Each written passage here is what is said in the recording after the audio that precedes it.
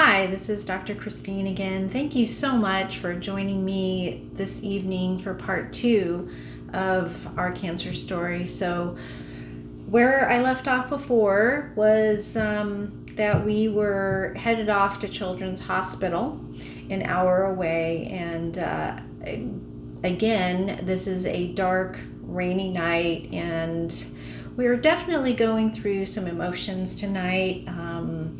But we're holding it together somehow. So we get Colton all ready to go, packed up. The ambulance is on its way. At this point, we had entered the ER at about maybe 1:30, 2 p.m. in the afternoon.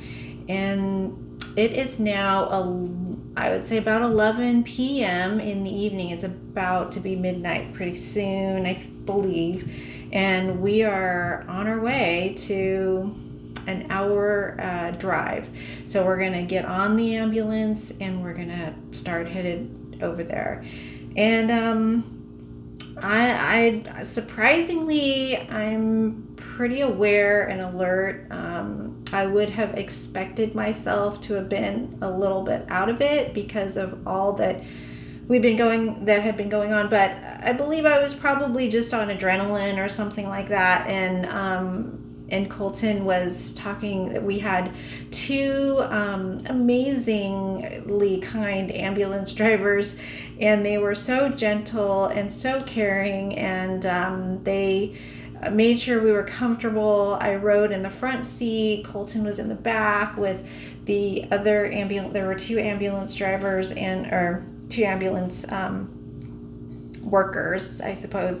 And Colton was in the back. I made sure he was okay. I could talk to him through a little window. And I ended up just talking with the driver on the way there. I was trying to stay positive, trying to stay distracted. I didn't want to start overthinking things too much. And so in being able to just converse and laugh a little bit with the ambulance driver. She was amazing. She's a pre-med student and she's just doing a wonderful job, just preparing for med school, I suppose, with this job. It's a very well-paying job for her. So it was kind of a fun conversation. And I was in the midst of that, just praying and asking God to give me peace throughout that time of the drive. And the drive itself was even a little bit treacherous because it was late at night and it was rainy. It was actually quite rainy and quite dark. So we finally get to the hospital, and of course this is all new stuff, right? So surprisingly, I am recording everything in my brain. I'm remembering everything. I don't know how that's happening, but I just was trying to stay very present and very cognizant of what was going on. So we enter in and we go straight over to the ICU. And they hook Colton up, they get him all prepared, they test him for COVID, all of that stuff. And I was just there, and the ER doctor came to me immediately and started to have me sign some papers. And so the first thing that they wanted me to do was sign a paper to have him be able to get a blood transfusion. So right away, that sounds pretty serious to me. So I text my husband, and we're praying about it, and we're like, you know what, we're just going to do whatever the doctors tell us to do at this point, because this is appears to be a life-threatening situation. And sure enough, the doctor comes and he says that this has to happen. His levels are such that it's life-threatening if he doesn't get a blood transfusion ASAP. So I asked him, I was quiet for a little bit. I said, could I just have a moment? And he's like, take whatever you need, 5-10 minutes. And I'm like, okay, 5 or 10 minutes. Hopefully that's enough time to figure this whole thing out. Anyways, my brain was scrambled, but thankfully, having God as a resource. I mean, when you believe in God and you have faith. It is something that you can rely on in times like this. With prayer, there's a peace that surpasses all understanding that comes into your heart, fills your soul.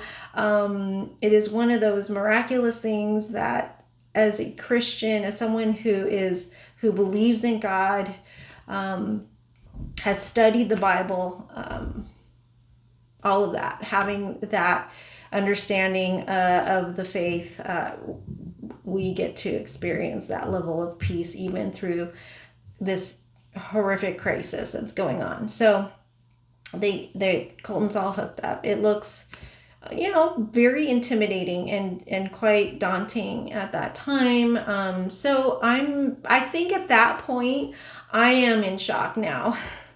So my husband and I both agree, this is what we're going to do. Go ahead, give him that blood transfusion. Let's do it. And I'm praying, and I hear God speaking to me. I hear God saying something to me. So again, this is my experience. If you do know God, you might understand what I'm talking about. If you don't know God, then this might be kind of curious information for you. But either way, I welcome you here to this channel and to just hear about my story, right? So everybody's got a different story, and everybody's got, their ways of dealing with things and coping. So I've got faith and God as a huge coping mechanism for myself and my family, and I've got all the psychological tools that I think anybody could think of at this point to be able to manage and handle these things. So we get support, on the sidelines. There are things going on back at home. My husband had to stay back with my other son.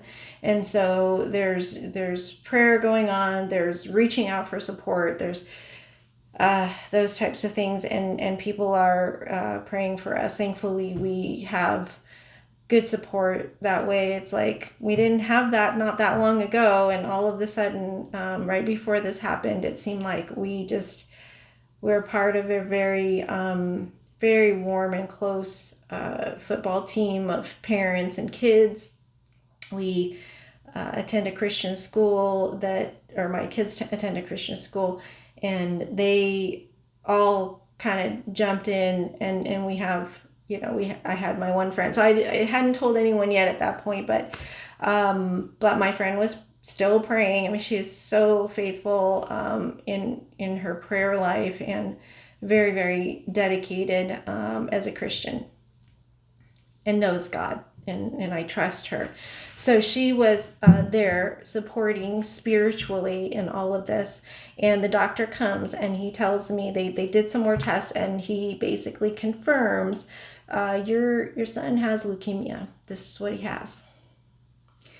And at that time, I had no idea whether leukemia was what the risk factors were. I knew it was cancer. I think a lot of people know when they hear leukemia that it's cancer, but I really didn't know anything else about it. I didn't know. So do people survive this? Like, what? And I was stunned and in shock at that point. Once I heard that definitively spoken to me, and let me just kind of share the setting with you. I mean, it's in the ER. It's a tiny room. There are probably what appear to be 3 or 4 different medical professionals in there doing different things.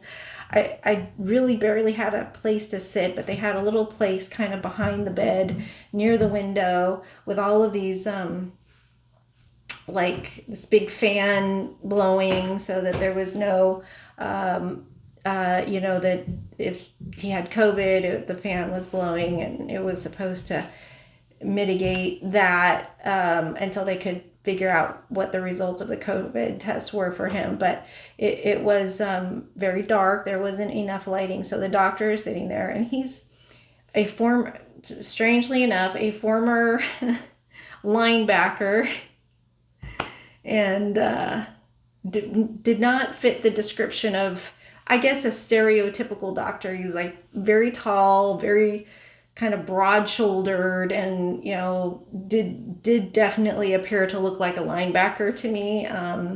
Maybe not in his prime, but someone that was very big. And he's sitting there and he's telling me, "I'm so sorry to tell you this news." I'm sitting there for probably at this point for 5 minutes, quiet, not knowing what to say, afraid to ask, afraid to know.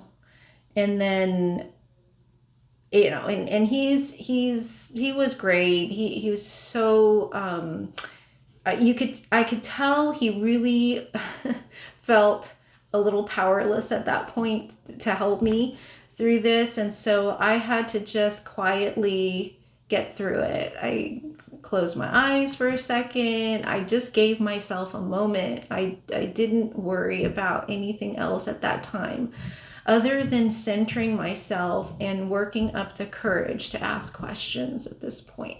So, but I didn't actually work up any courage because he came in and he said, "It's curable." And those were the right words. After sitting there for about 10 minutes with him and him trying everything he could think of to comfort me, he finally said that. And I think he didn't know that I didn't know that. And so once I heard that, things started to kind of calm down a bit in my system. I started to calm down a little bit.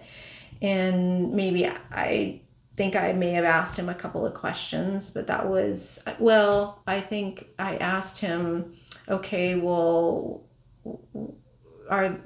there's treatment for it. What do we do from here? And I didn't ask much because really that was all I could handle at that time. So I didn't want to ask more at that time. And I would say that was appropriate. When you're going through something this big, you don't want to know. Maybe some people do, but I don't know that that's the best thing in those moments, to be overwhelmed with what are the next 10 steps. Had I known what the next 10 steps were, I probably would have fainted. But because I didn't know, I could take it one step at a time. And that is doable. One step at a time is doable. So once I got to that point, then I got on the phone, was talking with my husband for a bit. Now it's like 1:30, 2 o'clock, 2:30 in the morning. Probably, both of us are tired. So we decided, okay, let's just get some rest right now. Let's just try to, lay down. Maybe we're not able to sleep much, but let's just lay down and rest our bodies because that's important too. So in situations like this, you do want to take those breaks, right? Like you don't want to just go and go and go and go and try to, just keep the wheels turning and keep thinking and thinking and thinking. And you could certainly scare yourself to death.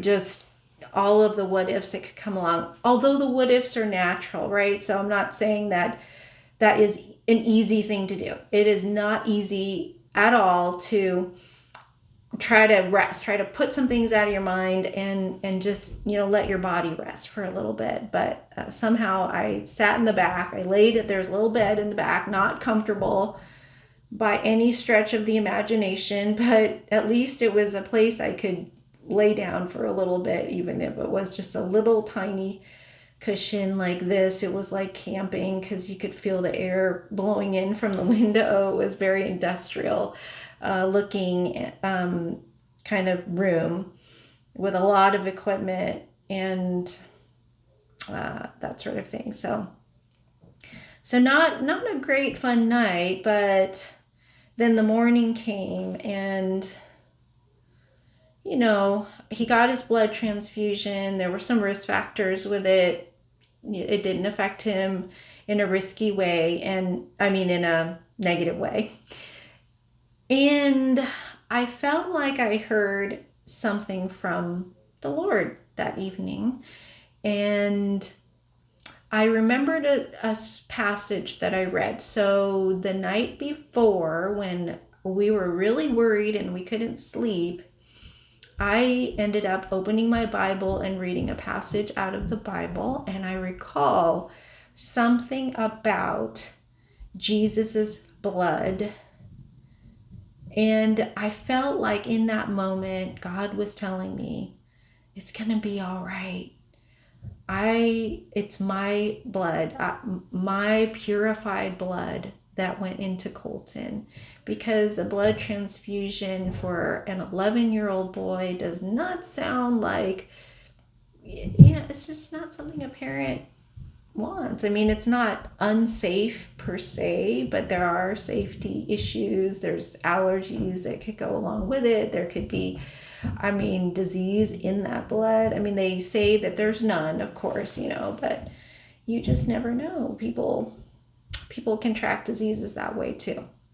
So anyways, so far we survived the night, and I'm going to go ahead and stop here and just let you guys process that. But what I will say is, in that moment, so in this part 2, God came through in that he recalled to my mind something that he spoke to me before that didn't quite make sense. I didn't know Colton was going to have a blood transfusion, but in that moment, I heard a little voice in my heart and in my head say, it's my blood, it's pure, and Colton is going to be okay. And what I heard from that was that I heard he's going to be okay tonight, and I heard he's going to be okay. I didn't really know what that meant, and I didn't know what was going to unfold, and what we were going to have to go through before Colton was going to be okay. So still some scary stuff, but God was with us, and God was with me and speaking to me as I was praying and reaching out and asking him for help. Once again, he came through. Okay. All right. You guys have a wonderful evening or day if this is daytime, and I will speak to you next time. Take good care.